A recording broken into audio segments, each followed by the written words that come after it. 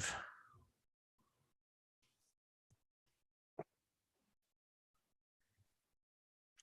Do Hey this. everybody, welcome to the Dum Yinzers. This is episode 70. We are only 30 short episodes away, Mike, from 100, man.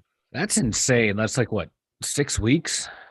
Yeah, you figure it's roughly 20 shows a month, and so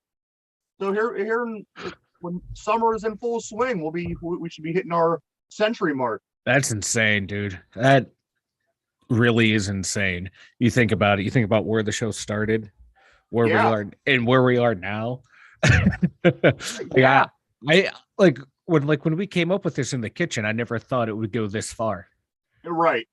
I figured, it'd just be something we'd be talking about still now, thinking about starting up a podcast. Who would have thought? Yeah. No, you're right. Everything has gone amazing so far, and I couldn't be more excited. Me too. This is, I, I'm just like it didn't dawn on me till you said we're 30 away. I was typing up the stuff and I'm like, oh, episode 70, cool. Didn't even think we were that close to 100. Yeah, right. We are in spitting distance, man. Yeah, I love it. I do too. It's pretty awesome. Very, Hopefully, very awesome, man. the trains are rolling. Jump on board. Yes. So so Kristen's still going to the show with us this weekend? As far as I know, yeah.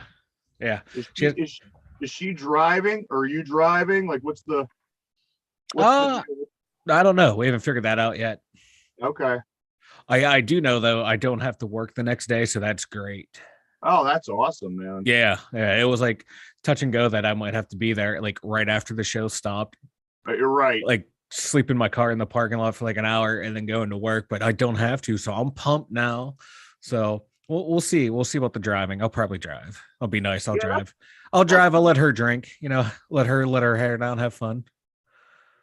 That's pretty that's pretty convenient because, like you said, I mean, you'd have to do your thing and then sober up, Right. and then either drive clear back down your way, or like you said, pull over in the parking lot up here and crash or something. But that really works out, man. Yeah, because I told them too, like if I have to work, I like, this is what's going on, this is what I'll be, this is what's gonna happen. They're like, and you be able to do the job. I'm like, yeah. Like, all right, you're cool, homie. I'm like, all right, sweet. But then I think everyone forgot that day was Memorial Day, and we're closed that day. Like, it didn't dawn on anyone. Like when they first brought it up, it's like, hey, you might have to work this day. I'm like, no. Then today I'm like, who's doing this? Like, oh yeah, we're closed. We were all messed up. I'm like, all right, cool. Yeah, I've been forgetting that the next day was Memorial Day also. Me too. And it's in the title. Memorial Day jump off. You think we live up to our name of the show more and more every day. Yes. Oh, we're jumping off to Memorial Day. Oh, hey guys, when's Memorial Day? The next day, idiots. Let me give you a little bit of rundown. Of course, Mike is talking about the big show this Sunday, which is the Memorial Day jump off in Beaver Falls. It's the rap show down at Frank's Grill, and we're going to be hosting, of course. And I'm going to give you a list of the live performers that I have, Mike. All right. Kind of get everybody up to date. I mean, this is the most up to date I have. Whether any more is going to be added or not, I'm not sure, but be expecting more to be added just in case. I got the 400 block. All right. Mutual funds. Swan Green and Deech Wade. Izzo Daster, Pac Chico, the guys from the Splash Gang, Tempo FYF, Cricket the Gifted Eric Hubbard, Boss Man Ace, Barry Murray, Rolls, LBR Trap is going to be headlining the show. Oh, no way. Yes. And of course, the guys from Hit 'em Hard, which includes Cigarellos, Stickman Slick, anybody that you might find in that group they're also going to be performing. So that's awesome.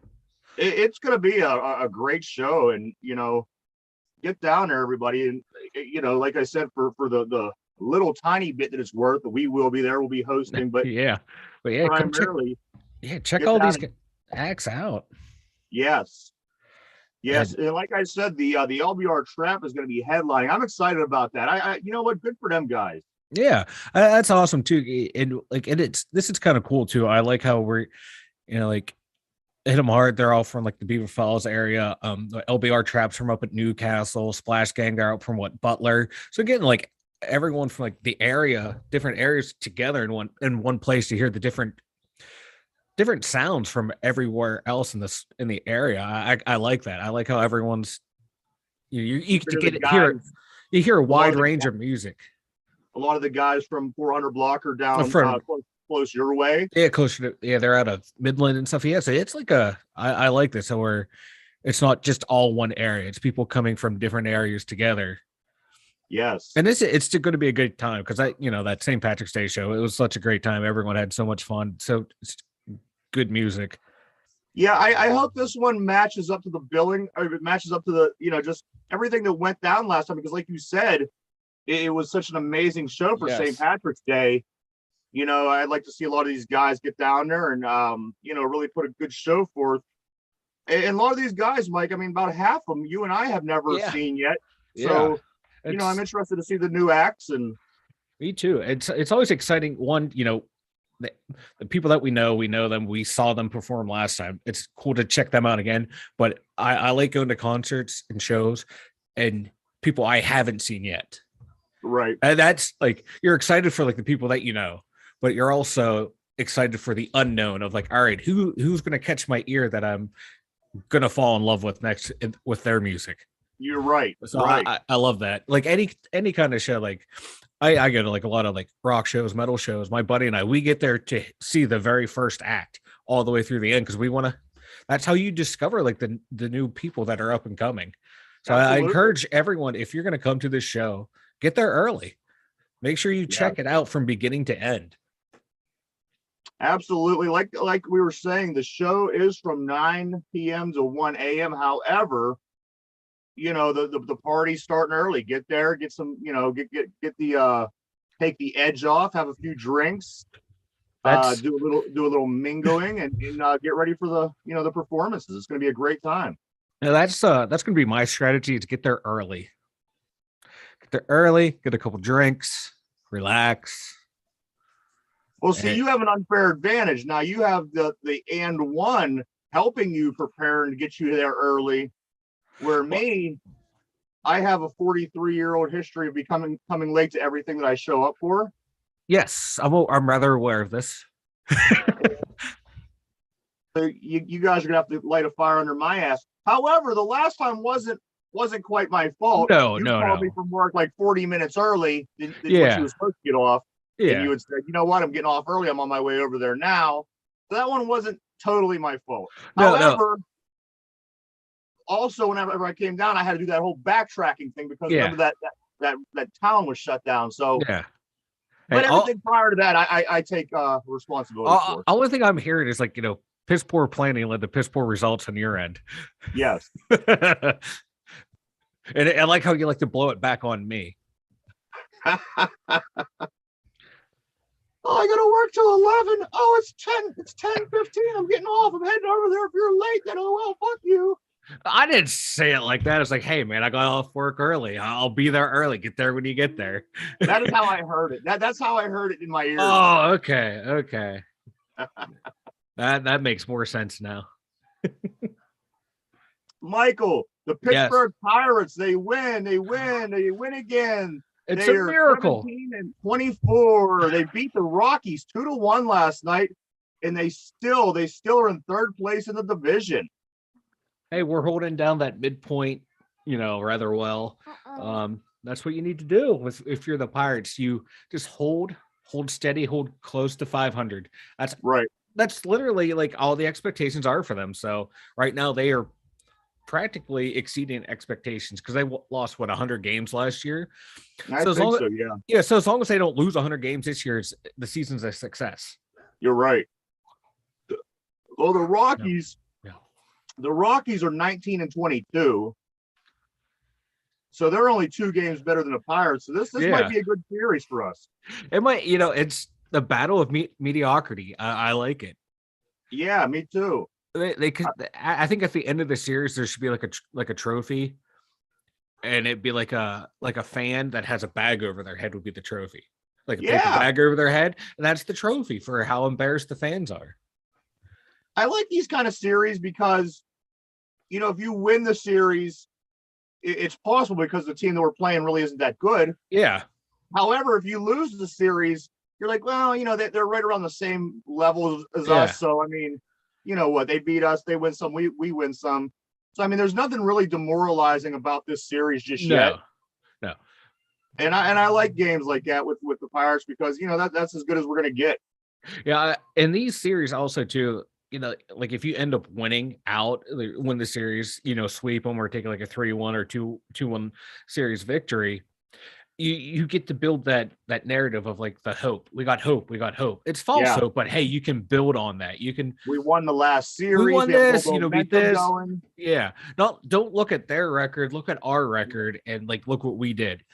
Which, hey, if I'm on someone on that team, that's how I would look at it. Yeah. I played sports. I know how it is when you're on a team that's losing. You try to find anything, no matter what level it is, to like make yourself feel good, to want to keep going out there practicing and playing. So absolutely, for the players, I understand that. But like if I hear people in the media talk about how, oh, look out, the Buccos are on a roll, it's like, come on now. You know the truth. Oh, you just report it. How do you, as a head coach for this team, how do you get these guys excited to play? Come mid-July, the dog days of summer, it's hot. Yeah. Nobody wants to go stand around out in the sun for 3 hours. You know what I mean? How do you get a team like the Pirates motivated to play? That's going to be the hardest job in baseball. Yeah. Like for a team like the Pirates or the Reds right now, is like you said, how to motivate them, because you can only use the narrative, hey, no one believes in us except ourselves, and we're going to go out there and prove everyone wrong. Right. I'm sorry, you hear that 162 times a year. You're hearing that day in, day out. You're going to tune them out. So I don't know how the coach does it. I forget who the coach is now anyway. Shelton. Yeah, I don't know how Shelton's doing it. How he, like, the team still, they're only like 4 games under 500, so they're not that far back. So right now it's not bad, but like you said, once the dog days of summer come in, and if they keep playing the way they are, keep losing series, and the losses pile up, and you further down and out of the division, out of the wild card, it's going to take a Herculean effort not to lose the locker room. Yeah. And you almost want to think to yourself, why don't they start taking ideas from the movie Major League? Because if this, and I understand that the Indians were bad for a really long time, and it was really about them, but if you can't make this, the narrative of that movie about the Pittsburgh Pirates, it's exactly what it is. But at least the Indians, that movie, their owner was hot, and they can do peeling off the dress. You don't want to do that. You don't want to do that with Bob Nutting. No one wants to see that. He gets down to the fig leaf. They're going to win a game for the rest of the year. They were like, F that. No, we're tanking. I don't want that fig leaf to come off of there. No. Here's an interesting thing about the Pirates, Mike. So they did the first quarter of the season grades. Okay, they graded all the teams in the league through the first 40 games of the season, and the Pirates have a solid D. They got the D. Now, the article went on to say they're a pretty average team, and they can really fall into that middle area of all those teams. Mm-hmm. But the one thing the Pirates have against them is they have the worst run differential in the major leagues. yeah, that tends to skew things. Yeah. And the fact that we let up 18 points last week in a game and 18 this week, I mean, that's 36 points in 2 games. Yeah, I'm sure that helped cement us that position. So, I mean, if they're saying that they're an average team, their record has them slightly below average, and they tighten up that run differential, where are they going to be sitting? I think they're going to be an average team. They are what they are. There's really you have like Brian Reynolds, he's your star player. After that, there's like one or two other guys. They're an average team. I've never seen a more average group of looking guys than I have when I try to watch the Pirates. I mean, these guys, they look like regular guys, like me and you. I want to go that far.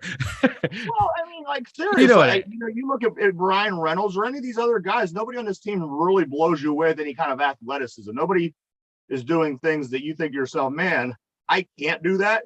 You know what I mean? They're very average, and you're watching this team, and you think to yourself, this is as average as it gets. They are an average team, but I'm not going to slight Brian Reynolds. He was, up there in a lot of categories last year. No, he's a beast. No two ways about it. He's a beast, yeah. But yeah, they're just like, compared to like baseball players, they're just average. They're like that team in the old Nintendo baseball era that was like that middle road average team. Yeah. That you always played against. You would pick the good team to play against that team. That's what the Pirates are. They're just that average Joe Schmo team. Yeah. And you pad your stats against that team. Exactly. Yes. That's what they are. They are what they are. You can't sugarcoat it, and you also can't like just completely rip them to shreds because they have, they're only 4 games under 500, so that's not bad. But they are what they are. They're just not that good.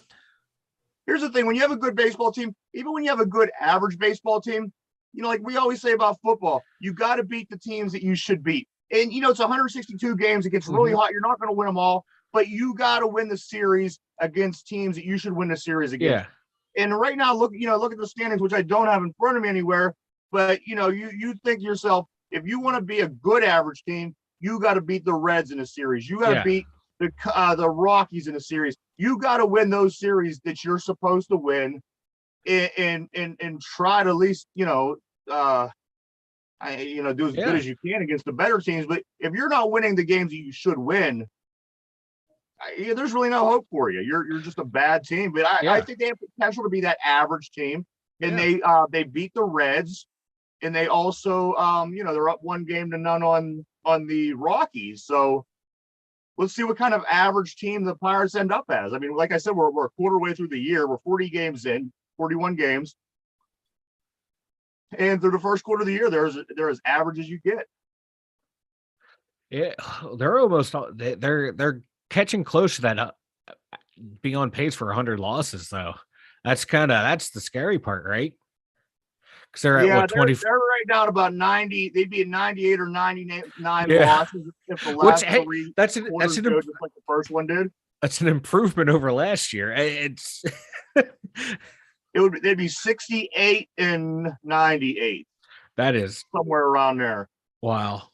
They really need to pull it around. Otherwise, like I said earlier, those losses keep compounding and piling up. It's just going to be a rough season. Uh-oh.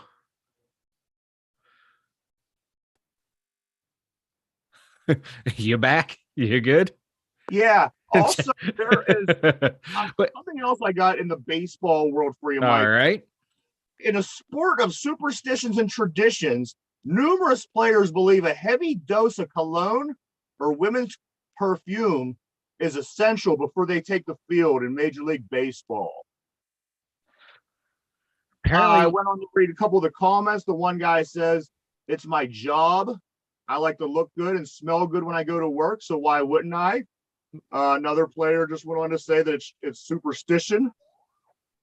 But it's funny because if you've ever gone to a sporting event, have you ever noticed when you go to sit down in the seats, no matter what it is, if it's hockey, it's baseball, if it's wrestling, there's always an overwhelming smell of cologne in these stadiums. Have you ever noticed that?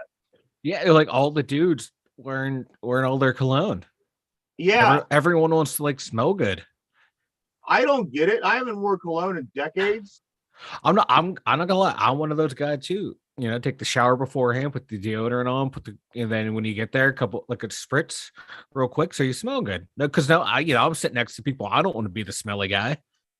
Yeah. And if I am sitting next to someone smelly, I want to be able to go like this, get the waft of the cologne coming off the clothes. Right. So yeah. Well, I mean, I personally don't care. Once you go and have a couple beers, it's all the same. But the players. Yes. I can get that for like baseball players, you're out there in the hot in the sun. You don't want to be, you don't want to make yourself sick and smell your own stuff like, oh God, man, I'm gross. I don't know. You just get that too much cologne. It makes you sick. Too much. Too much. Yeah. Yeah. There's a fine line with cologne. You have to walk it. And if you stray over that line the wrong way, it's a bad time, man, because you're just like gagging people with your cologne. Absolutely. So that's my baseball. That's my baseball for today. I do have a couple more things in the sports here. Do you want to cover some more sports here for a couple? Let's knock it out, buddy. Let's do some sports. All right. So there was a list. I believe it was Bleacher Reports. I could be wrong. They gave the list of worst quarterbacks for every team in NFL history. They gave a list of the worst quarterbacks for each team. The Pittsburgh Steelers, I stopped and thought for a while, and I thought, who can this be? It could be a lot of people. They went through a lot of bad years.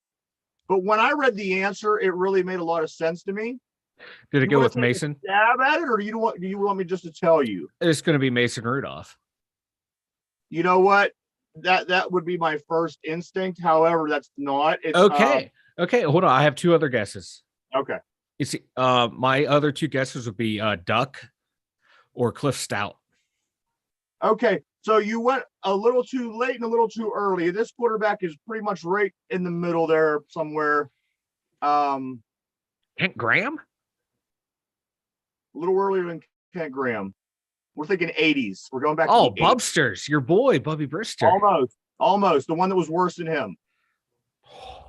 Number 16. Jim Miller. Mustache. Wasn't Jim Miller? Mark Malone. Malone. Wow. Was the worst quarterback in the Steelers' history. Now, he played here for about 8 years from 1980 to 88. Yeah. And I don't have the records, which I had it in front of me at one point, but he finished somewhere. I mean, it wasn't too far underneath 500, but it was, he still had a pretty bad record. Plus, I don't know.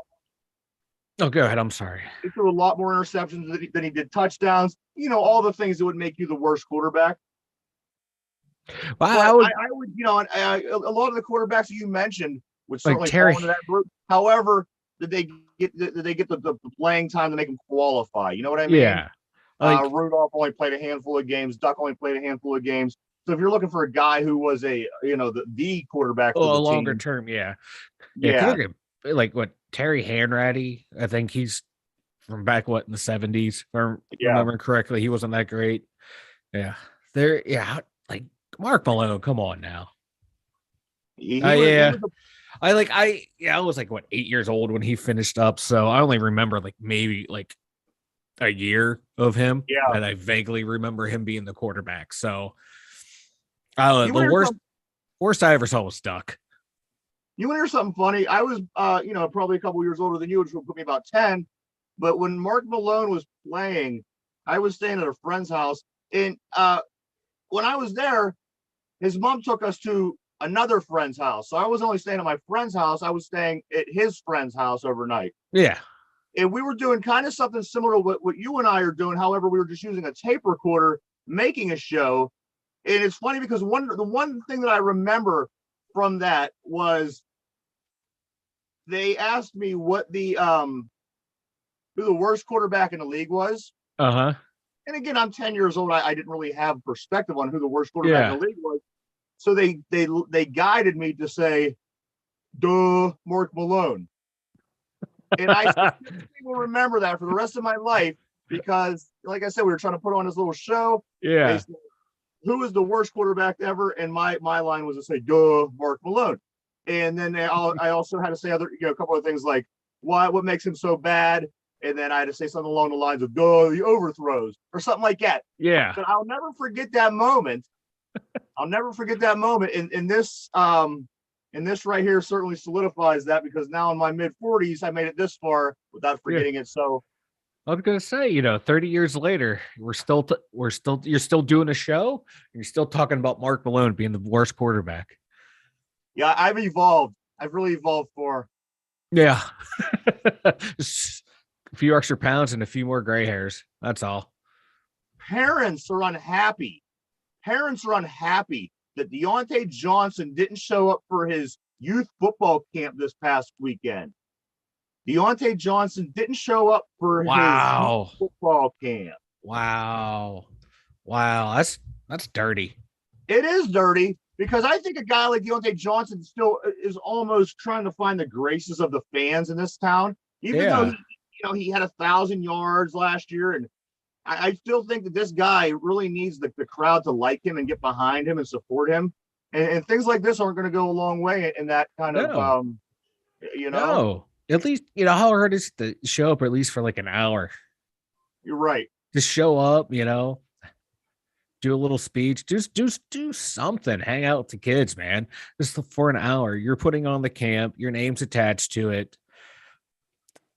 Show up. Like if it's not just someone like using your name and you don't show up, that's one thing. Someone like just hijacked your name to do it. But if you're doing it, it's put on by you, your agent, you're like, yeah, we'll go ahead and we'll do this. Use my name, use my likeness. I'll show up. You show up, honor your commitment.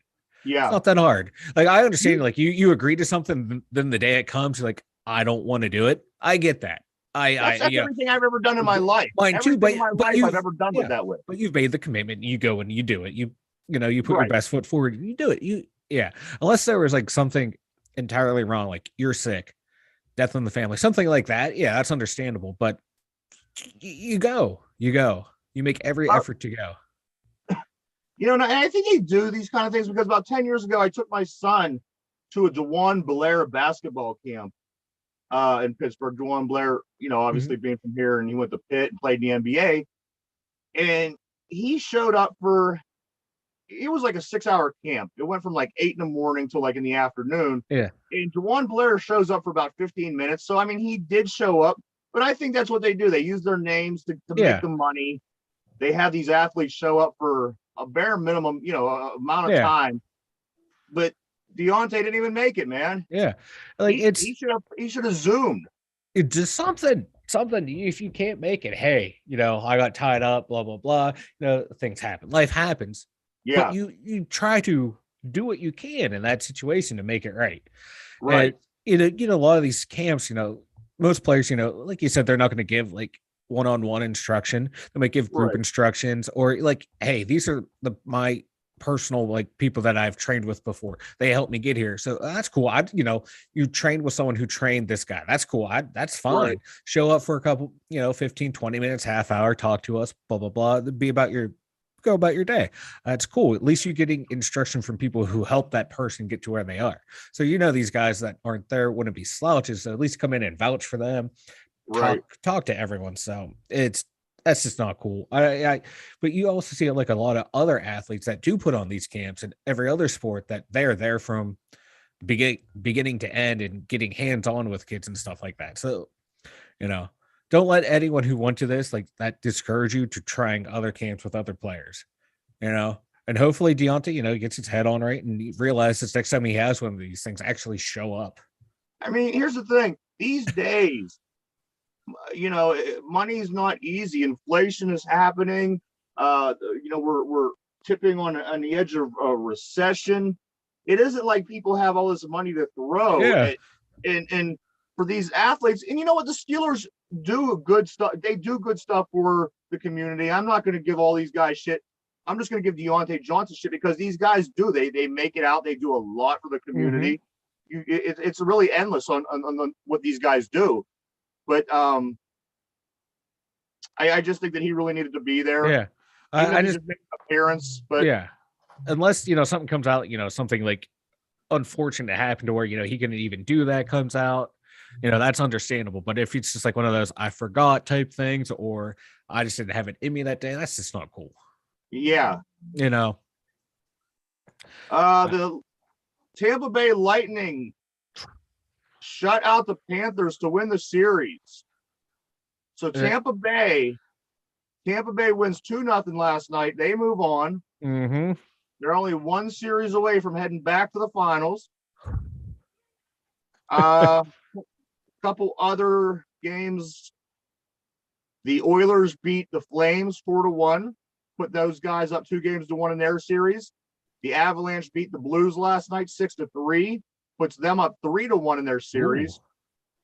And we have 2 games tonight. We have the Oilers and Flames play again, and then the Rangers and Hurricanes. The Hurricanes are up 2-1. Oh wow! So a couple pretty big games, man. Yeah, today. Like Tampa Bay, man. Like the other day, I hopped over to NHL.com and I saw that they were up 3-0 already. I'm like, they are just looking like a juggernaut. It wouldn't surprise me if it's them in Colorado in the playoffs or in Cup Finals, and that would be a good series. But I'm just hoping someone can knock out the Lightning. But I think we might see back-to-back Stanley Cup champions, the Tampa Bay Lightning. Well, we got the Hurricanes and the Rangers. So whoever wins that series is going to be who they play next. Yeah. And then, like we said, out of the Western Conference, you got Colorado, St. Louis, Calgary, and Edmonton. Yeah,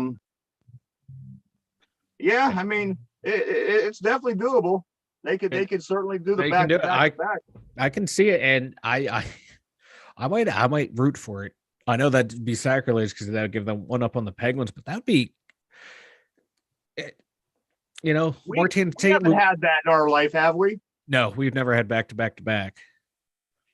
No, I would like to see it. That'll be fun to watch.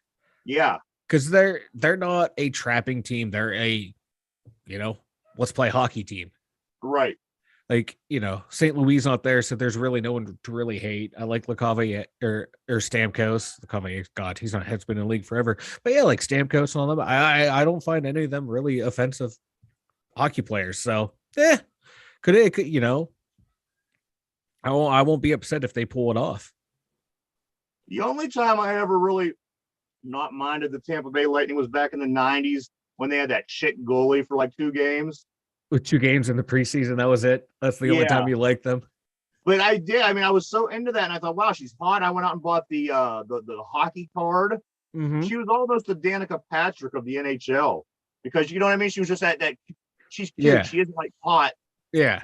But I dug them for 2 games one time. Not a big fan. Not a big fan of Florida. Not a big fan of Florida sports. Yeah, Florida sports are, they're the worst. Yes.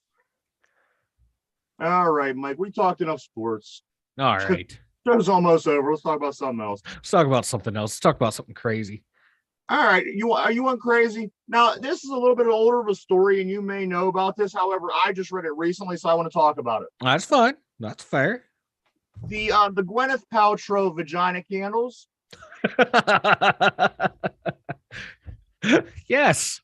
Now, the story that I want to touch on is the woman in England, United Kingdom. Okay. Her boyfriend bought her the Gwyneth Paltrow vagina candles for the holidays, and they went to light their candles. And here's the headline. Let me give you the headline. Okay. Vagina candle explodes in women's house and all hell unleashes. So what happened was they lit the candle, things were going fine, and then there was an explosion. And during the explosion, flames roared out a half a meter. Now they're using the verbs here. I'm not even. It roared out. The flame roared out of the candle by about a half a meter. Bits of molten wax flew out as it fizzed and spat. And the London Fire Brigade needed to tweet to warn people about using this candle. How would you like to make something out of your crotch that becomes deemed a fire hazard? That's, the way they were describing that, like it roared out, it shot out, like that vagina just, popped. Who the hell wants to touch that fucking vagina? What the fuck's going on down there? I don't want anything. If there's a burning sensation down there, stay away from me. That's all I got to say. I did not know about this. I mean, I've heard about her vagina candles. However, I knew nothing about the exploding vagina candle. Neither did I. Do you normally have to roaring flame and the molten wax flying out as it spat everywhere? Like normally you have to work extra to get to the vagina to explode. Yes. You have to put in the work for that one. You could put in the man hours for that one. I know what I'm getting you for Christmas. You're getting a Gwyneth Paltrow exploding vagina candle. That's what I'm talking about. Yeah, go lay down. Adventures in parenting. When you're a kid, it has you trained to go for a car ride at noon o'clock to get chicken nuggets. Hey, works for me. I know. I know you want me to come over and pick you up. Yeah. I mean, I'll make the round trip. Car ride, Mike. Car ride. Starbucks. Another one. Starbucks is now exiting Russia as well, along with McDonald's. Starbucks is leaving Russia. Maybe Russia now we're finally get some good coffee. Shots fired. I'm not a big fan of Starbucks coffee. I'm not either, and nor can I afford Starbucks coffee or anything they have. But it just, the big story here is everybody's getting out of town. I guess now McDonald's, they're replacing it with their own burger place. Uh-huh. It's still going to be in the same buildings. I think they're probably going to the M's upside down. I don't know what the hell they're going to do, but McDonald's. Yeah. So. Yeah. Hey, it's what, Russia fucked around. Now they're finding out. This is what happens. Businesses were like, hey, this is what you're going to do. We don't want to do business with you anymore. We don't want your money from anyone. So, all right, deuces, we're out. Yeah. That's what happens. It doesn't pay to invade. I like I said, I don't want to get into politics. All right. It's bad enough, they're losing McDonald's, they're losing Starbucks, and they're losing all their tanks dudes with John Deere tractors. Exactly. They're going to be the ultimate losers at the end of this whole thing. Yeah. Once this is over, they're not going to have any military equipment due to Ukraine. Yep. They're not going to have anywhere to eat burgers, drink coffee. Uh-huh. There's going to be a sad state of people over there. Yep. Another one. New York City removes the last payphone in the city. Big, huge city. The last payphone, Mike, the kind that you drop your quarter into to make a phone call, they tore that hub out. They are completely payphoneless in New York. Like, where's Superman going to change now? Exactly. Man, Clark Kent, he's right. He's running out of places to change. But no, I'm surprised. Like, there were still payphones going around. I am too. I was pretty. But you know what? I was kind of surprised. I mean, it didn't surprise me in the sense that it's New York. I thought, well, maybe they have something. Yeah. But literally, they had one hub, and it was one of them ones that had like a couple phones in it or whatnot. Yeah. So they had tore that out. There are no more payphones, and I think that tells you something. I mean, New York kind of sets the standard in a lot of ways. And if the last payphone is removed from New York City, that I'm pretty confident that there's not many payphones left in this country. Probably not. Maybe in like the flyover states. Maybe that might be about it. But yeah, maybe I can see Kansas having one, like that gas station they have in Kansas that everyone goes to, and but 900 miles of corn to get to it. Yeah, but not in real places. No, not really. No, not Shots fired, Kansas, Ohio's coming for you. Oh man. Not the two Dum Yinzers, it's Ohio. It's my Ohio in me coming out, You know, I come from a bad state. I got to fight all the other bad states to be the king of the bad states. Come on now, let's bring it. No, you just have bad football teams, Mike. It's not a bad state. Yeah, well, I'm just glad I was born in PA and just live in Ohio, so I got that going for me.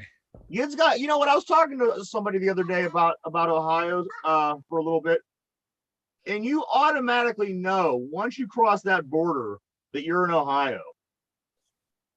You hit that last pothole in Pennsylvania, and then you hit the first pothole in Ohio. Well, I tell you what, whenever I go to Boardman or Youngstown or anything up that way, and I take, go up past 51, you bump the whole way up the road in Pennsylvania. I mean, there's so many fucking potholes, and as soon as you get to Ohio, it's smooth sailing, man. I don't know what's like the way. Oh, no. As soon as you cross the border, the road gets 100 times better. Oh yeah, that's where the money is in that county. Like where Really? my part of the county doesn't have the money. Like the roads somehow get worse my way. Really? Oh yeah, I'm in like the bad part of my county.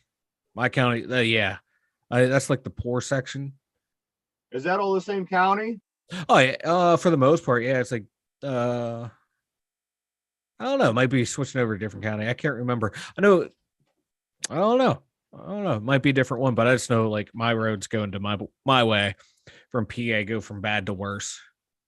You just don't got to do the emissions thing. Ooh, we should. Have you seen some of the cars that drive around my place? Oh my Lord. Well, I do. I've always noticed that Ohio cars are really shitty, and you're they are your share of Ohio shitty cars. However, I'm kind of on the bandwagon of these people who are saying, why should we keep our cars up the code if you aren't going to keep the roads up the code? Our roads are so bad, and they're destroying our vehicles, and then we got to turn around and use our money to get the vehicles fixed once we've already paid tax money to getting the roads. Why is the other end not holding up their deal? I got to hold up my end of the deal every year. Once a year, I got to take my car in and pay money and get it inspected. Why are these roads still, they're terrible. You drove Pittsburgh, you drove Pennsylvania, Western Pennsylvania roads. Well, that's what happens when you let Shell not have to pay taxes for 35 years. You got bridges collapsing. You got sinkholes collapsing in downtown Pittsburgh.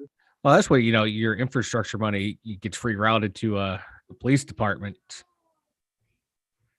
Yeah, that's really what happened there too. I was like, after that bridge collapse, all these reports came out. Like, where'd all that money go? And then you get the itemized, like, went to here, went to there, it went everywhere but where it was supposed to go. Yeah.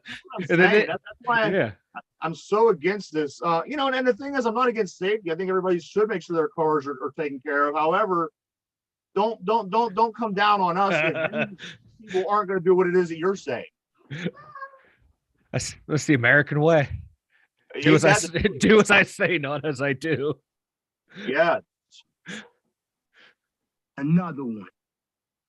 Did you see the rodeo, Mike? The disaster in California? No. A bull bucked his rider and then proceeded to jump like a deer over the wall. Over the protective wall. 6 people were injured. And if you would have seen it, the bull is on the other side of the protective wall. Bucking. It's over there bucking. And you see people flying. Oh, I gotta go find this. I love stuff like that. Like when you watch like the running of the bulls and the dudes get gored. Yeah. I love that stuff when animals just go like, oh, you want to use me as entertainment? Let's go, homie. Let's go. You're in my dojo now. Let's do this. And you could tell he was a badass whenever when he was going against the guy, the rodeo dude. Yeah. You could tell this bull was just a fucking monster. So he finally bucks him off, and like I said, he just goes beeline and boom, right toward the protective wall, like a deer, dude. I gotta find this. What's that? I gotta find this video. And then, like I said, you just see him outside of the wall bucking, and these people are just flying everywhere. It was insane. I love it. I love when animals just decide, I'm going to do what you bred me to do, and you deal with the consequences. You want me to buck? I will buck. You're right. And he bucked and he channeled his inner Buck. I tell you what, I wouldn't mind going to one of these. I would enjoy it. I think going to. I can imagine that people probably have an odor there, but there's probably just an overall odor. Like bull, like shit, and whatever it is. Yeah, it smelled like a barn. It smelled like a barn. I don't. Like a barn. However, I wouldn't mind. I would like to go see that and just see these guys try to stay on these bulls for a period of time while these bulls are just fucking monsters. I see stuff like I tried watching that stuff like on ESPN when they used to show it and stuff like that. It's just one thing I can't get into. Really? Yeah, I tried. It looks fun. I bet if I was there and had some brews in me, I'd be like, hell yeah, let's go. I'd be yeah. The clowns are the heroes. Maybe you should dress up like a rodeo clown for the show on Sunday. I knew it. No. Exactly. Then we'll all run around, like everybody will run around and buck you the whole night, just no. No. Here, tell him no. Say no. Why? Say no. Why? Say no. Why? Say no. I'm mad. I tried to get him to say no. Now he doesn't want to repeat. Oh, I want to add those. Is that your new Two Dum Yinzers shirt that you got on? Yes, it is. Looks pretty good, man. Looks pretty good. In style And profile it. Fat man sizes. Another one. World's fastest passenger jet is being tested right now. World's fastest passenger jet. It holds 19 passengers. It has a range of 8,000 nautical miles and top speed of Mach 0.94. Wow, almost hitting Mach 1. Whew. Yes. Ooh. And this passenger jet is expected to enter service in 2025. Yeah, I will never fly on one of those. Something going that fast. I can just actually I would give it a few years, then I'd hop in one. I'll let them work out all the kinks. Yeah. And I will not be the first one. A couple years down the line, call me in 2030. I'll hop on one. They'd have about like 5 years to figure everything out. That'll be cool. It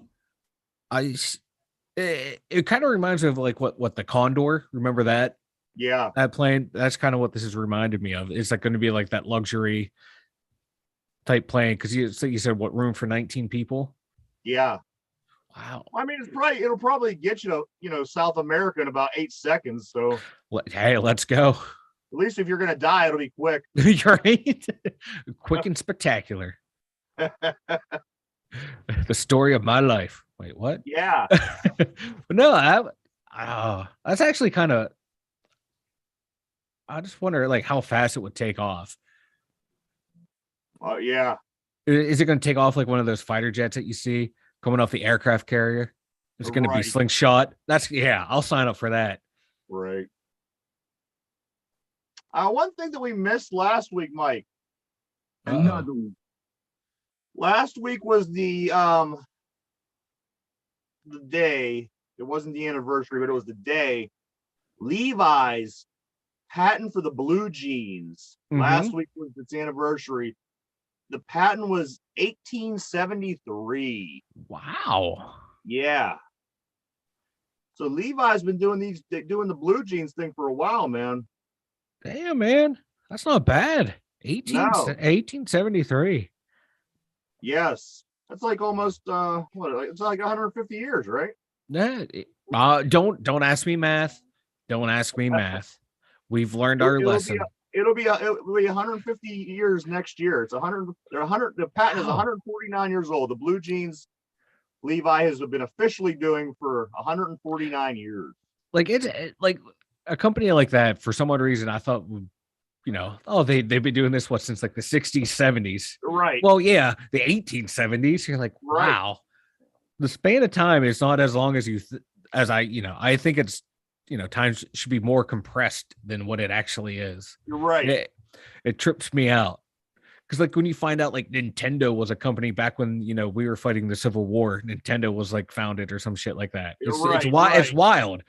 Just think of like how old some of these companies are. And then when you said that with Levi's, I'm like, that is insane. Next thing you're telling me, like,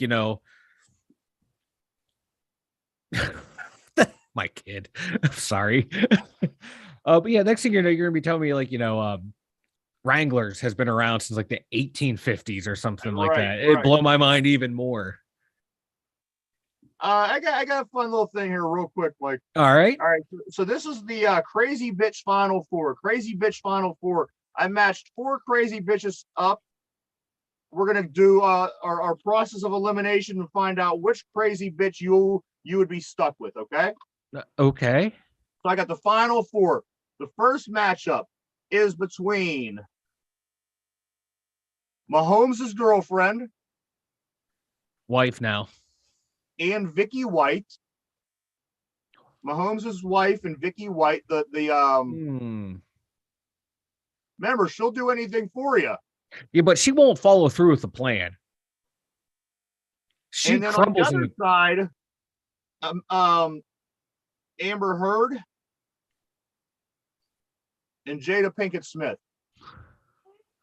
So I need winners from both of these, and then they go against each other, and then we have to pick the winner to see who you would be stuck on a desert island for 1 year with. Okay, I with it's just their craziness. Like you don't, if you base it off of looks, you don't like get to go and just, So I have to go pick for a year. You have to deal like the crazy is what you have to deal with. So like the crazy. Okay, I can deal. I couldn't deal with the Jada crazy. Okay, so you have. Oh, God, I have to deal with Amber Heard like abusing me and pooping on my bed. All right, so she would make it through because I can't deal with the Jada crazy. Okay, so Amber Heard is in your championship. So she's going to be either against Mahomes' wife now, or Vicky White.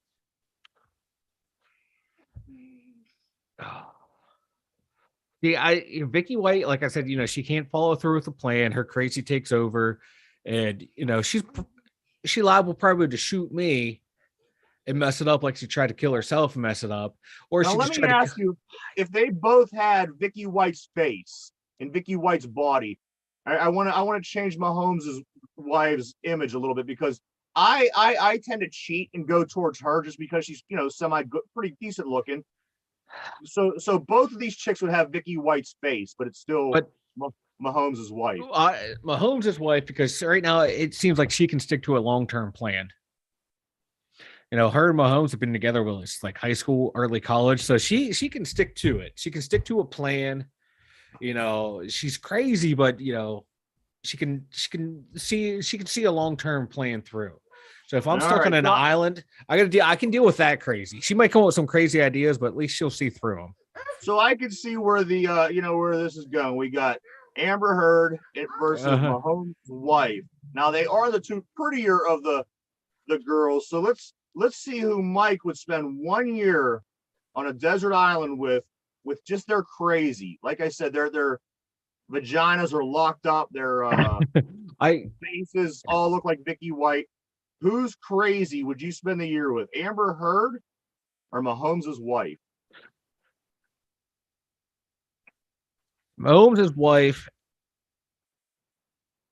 No, she's enough crazy enough. Not crazy. I could. No, she's out. She's out. I can't. She has that look in her eye, that crazy look in her eye.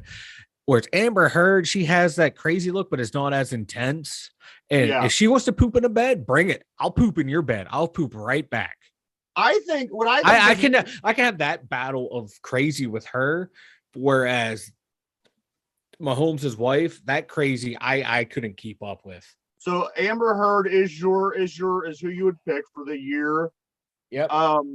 I think that we're going to hear more about Mahomes' wife come down the road. I don't think that this is it. I don't think they're going to ride off in the sunset together. Watch this girl. Watch her. I think that she's going to get pretty interesting at some point. Yeah. When she finally goes off a track. But yeah, when she was spraying alcohol on people at a game when they got to go drive. No, that's too crazy for me, because I'm not. An out and about person crazy. Amber Heard tend to keep her crazy private. So, like I said, she want to poop on a bed. I'll poop on the bed right back. Let's go. Yeah, I can match that crazy. So I like that. So Amber Heard is your winner. Yeah.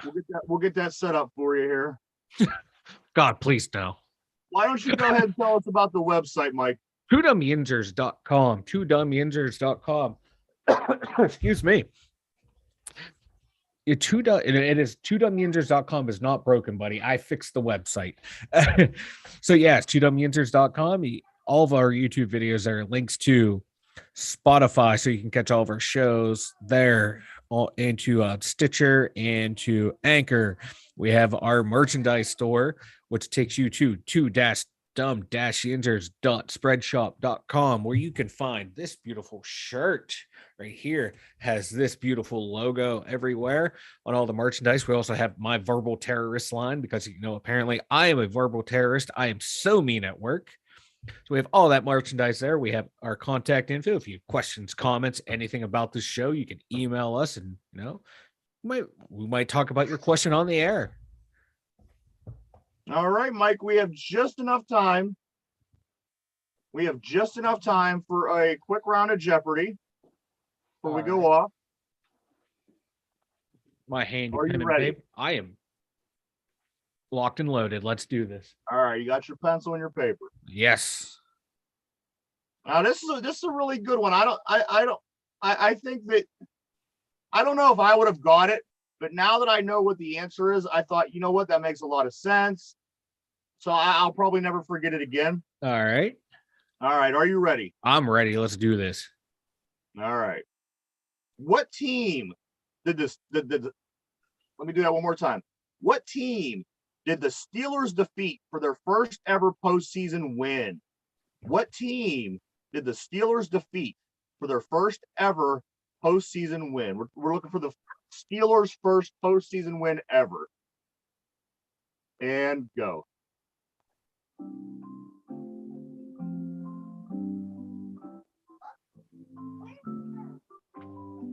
There's a lot of good teams to choose from. But I think I might have it. I think I might. I've been confident in all my answers before, and I've only had like one right.